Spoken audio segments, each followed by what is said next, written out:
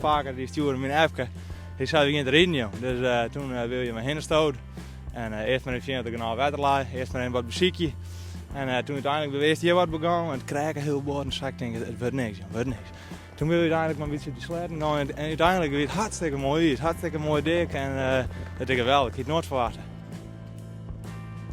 Hij kon net leren, Bebbe zei ik al, hij moet eruit. Ik denk, het wordt hem net, jongen, we kunnen helemaal net reden. Hij zei, hij moet eruit. Dus nou ja, dan ging het natuurlijk mee, hè. Zo, dus het zit maar wel in de familie, zeker.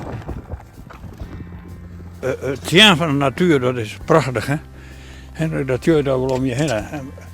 Het is al je wit en het is glimt erover. En het krijgt het lekker. Dus alles mijn gewoon, ja, ik vind het mooi werk. En ik hoop dat we nog meer volhouden kunnen.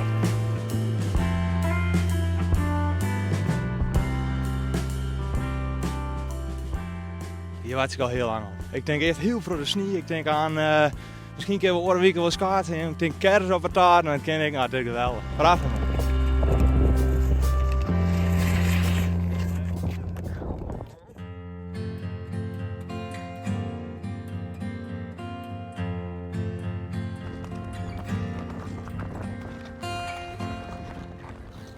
Het winterse plaatsje, het waar, de kjeld, het is toch heerlijk. Even lekker het bekkelje in de wien op. Ik ken het mooier. Maar het krijgt het wel goed, ja? Dat mag ik wel eerlijk zeggen. Ik vind het ook wel wat spannend, maar ja. Iedereen doet het, dus dan doen we het echt toch?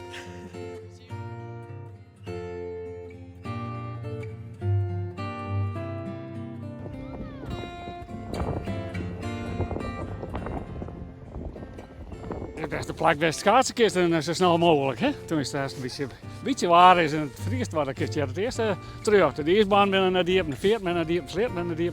Hier, ja, ik probeer je.